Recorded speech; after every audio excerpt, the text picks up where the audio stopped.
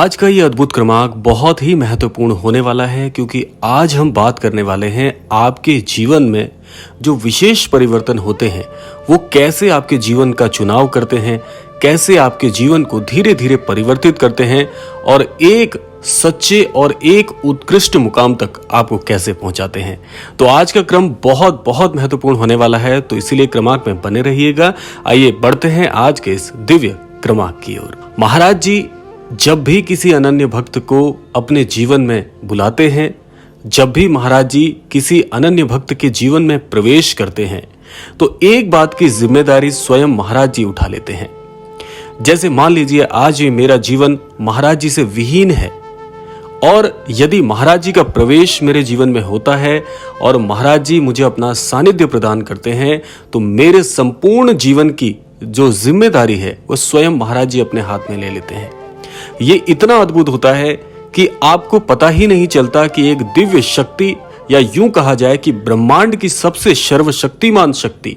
आपके साथ चल रही है, आपका मार्गदर्शन कर रही है, आपके जीवन में आपके प्रत्येक निर्णयों में हस्तक्षेप करके आपके जीवन को पूरी तरह से परिवर्तित कर रही है। महाराज जी की सबसे अद्भुत दिव्यता यही है कि वो आपके जीवन को परिवर्तित भी कर देते हैं, आपके हृदय को परिवर्तित भी कर देते हैं और साथ साथ आपको पता भी नहीं चलने देते। महाराज जी के एक ऐसे दिव्य वाक्य को मैं आपको सुनाऊंगा जिससे महाराज जी पर आपका विश्वास और भी प्रबल और भी प्रगाढ़ हो जाएगा। महाराज जी कहते हैं कि कोई अनन्य भक्त जब मुझसे जुड़ता है या जिसे मैं अपना सानिध्य प्रदान करता हूं, भले ही ऐसा अनन्य भक्त मुझे छोड़कर चला जाए, लेकिन ऐसे अनन्य भक्त का हाथ मैं अनंत काल तक नहीं छोड़ता, भले ही वो भक्त मुझसे विमुख हो जाए। और सोचिए कि जीवन में कई बार ऐसा आपके साथ भी हुआ होगा जब आप किसी इष्ट पर आस्था करते हैं या मान लीजिए आप महाराज जी पर आस्था करते हैं। यदि कोई कार्य आपने श्री महाराज जी से चाहा है कि ये कार्य मेरा अमुक कार्य बन जाए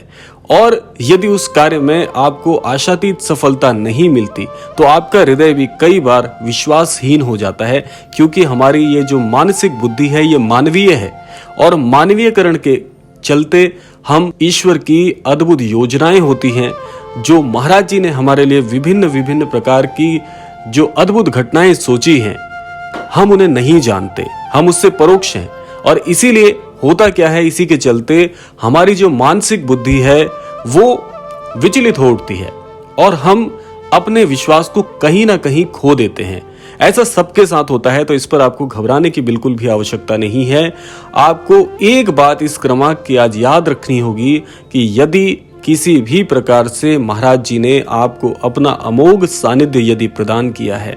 तो ऐसी गलती भूलकर भी मत करिएगा। अविश्वास यदि आपके हृदय पर हावी होने का प्रयास करे, तो आप महाराज जी के दर्शन करके अपने हृदय को शीतल कर लीजिएगा। महाराज जी की जो मुस्कान है उसका दर्शन करके आप इस बात से अपने हृदय को मना लीजिएगा कि कोई बात नहीं, आज इस समय थोड़ा विपरीत है, परिस्थिति अनुकूल नहीं है, लेकिन मेरे महाराज जी इस परिस्थिति से कई गुना बड़े हैं, इसीलिए मेरा विश्वास कोई शक्ति नहीं तोड़ सकती। जो भी अनन्य भक्त ये विश्वास, ये बात अपने मस्तिष्क में, अपने हृदय में एक बार सोच लेता है कि भले ही इस दुनिया में प्रलय की स्थिति आ जाए, लेकिन फिर भी मेरा विश्वास कोई भी शक्ति नहीं तोड़ सकती मेरे इष्ट पर से।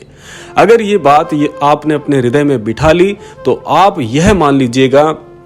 निसंदेह आपको श्री महाराज जी की ऐसी अनन्य भक्ति की प्राप्ति होगी जो कि आपके संपूर्ण जीवन को मार्गदर्शित कर कर एक चमत्कारिक स्वरूप को प्रदान करेगी। ऐसा हुआ है, ये मैं अपना व्यक्तिगत अनुभव भी आपको बता रहा हूं, क्योंकि देखिए एक बात आपको और याद रखनी होगी कि ईश्वर परीक्षा लेते हैं और परीक्षा हमेशा ऐसे अनन्य भक्त की होती है जो ईश्वर पर बहुत बहुत विश्वास करते हैं, ईश्वर के बहुत ज्यादा स्नेही होते हैं, ईश्वर को भी बहुत स्नेह करते हैं, क्योंकि ईश्वर जानते हैं, ये सृष्टि जानती है कि ये मेरा वो अनन्य भक्त है जो मुझ पर बहुत विश्वास करता है, इसीलिए इसके जीवन में कभी भी कोई कष्ट ना आए। आप इसको इस तरीके से समझिएगा कि आपको एक बहुत ही सूक्ष्म और एक बहुत ही अद्भुत उदाहरण के सहित मैं इस बात को समझाना चाहूंगा कि जब एक चिड़िया अपने नन्हे शिशु को, जिसके अभी पर निकले हैं लेकिन उड़ना नहीं जानता, वह स्नेह करने वाली चिड़िया, जो कि माता स्वरूप भी है, अपने बच्चे की माँ है, तो उसे उड़ना सिखाने के लिए एक ऐसी ऊंचाई पर ले जाती है जहां पर वो ये जानती है कि यदि इसके पर नहीं खुले तो ये शिशु मृत्यु को भी प्राप्त हो सकता है। लेकिन वो माँ यह भी जानती है कि अगर आज इसे उड़ना नहीं सिखाया तो कल को कोई ना कोई अन्यत्र पक्षी इसकी हत्या कर देगा। तो इसीलिए आपको ऐसे दुखों में परीक्षा लेकर ईश्वर यह सिखाना चाहते हैं कि जीवन में जब भी विपरीत समय आए तो उस विपरीत समय से घबराना नहीं है, बल्कि साहसी होकर उसका आपको सामना करना है डटकर। और आज यदि थोड़ी विपरीत स्थिति है, क्योंकि समय कभी किसी के अधीन नहीं होता, समय स्वतंत्र होता है, तो इसीलिए समय तो जीवन में कभी विपरीत भी होगा, कभी अनुकूल भी होगा। तो इसीलिए थोड़े से कष्ट पर घबराने की बजाय यदि उस समय हम भजन कीर्तन करें, अपने इष्ट का नाम जाप करें, जब भी कोई कष्ट आए तो आप अपने नाम जाप की संख्या बढ़ा दीजिए, भजन कीर्तन में मन को तल्लीन कर लीजिए। आपके जीवन से वो विपरीत समय ऐसे गुजरेगा कि जैसे कभी आपको अनुभव ही ना हुआ हो कि मेरे जीवन में कोई कष्ट चल रहा है। तो ये है आपकी सारी परिस्थितियों में, जो विपरीत परिस्थितियों में आप घबरा जाते हैं, उससे निकलने का उपाय। और श्री महाराज जी हमेशा यही सिखाते हैं कि जो भी अनन्य भक्त मेरी छत्र छाया में है, उसे घबराने की आवश्यकता है ही नहीं। क्योंकि महाराज जी की एक सबसे अद्भुत आदत मैं आपको बता दूं कि महाराज जी जब किसी अनन्य भक्त के जीवन में महाकष्ट की स्थिति आती है तो उस महाकष्ट से महाशब्द और महा की परिस्थिति निकाल देते हैं, केवल छोटा मोटा कष्ट रह जाता है। इसीलिए स्वयं को आपको भाग्यशाली समझना चाहिए कि हो सकता है जो कष्ट आपके जीवन में आज आ रहे हैं, जो आपको तकलीफ दे रहे हैं, महाराज जी ने उन्हें क्षीण कर दिया हो, और जो कष्ट का अनुभव आपके जीवन में आपको हो रहा है वो केवल थोड़ा मोड़ा कष्ट हो, और बड़े कष्ट को तो महाराज जी स्वयं ही हर लेते हैं। महाराज जी अपने अनन्य भक्त की रक्षा के लिए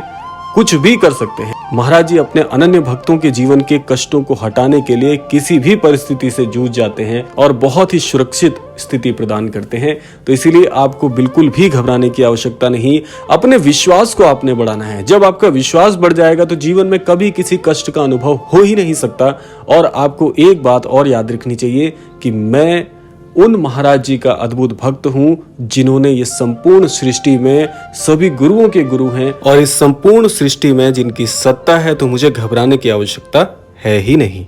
तो ये था आज का अद्भुत क्रमांक। आशा करते हैं क्रमांक आप सभी को अवश्य ही पसंद आया होगा, और इसी कामना के साथ विदा लेने का समय भी आ गया है। विदा लेने से पूर्व समय है प्रार्थना का। यही प्रार्थना मैं करना चाहूंगा कि श्री महाराज जी सभी को सन्मति और सद्बुद्धि की प्राप्ति कराएं, इस संपूर्ण सृष्टि का, इस संपूर्ण लोक का कल्याण हो। इसी कामना के साथ विदा लेते हैं, मिलते हैं अगले क्रमांक में। तब तक के लिए जय श्री राम, जय गुरुदेव, जय उत्तराखंड।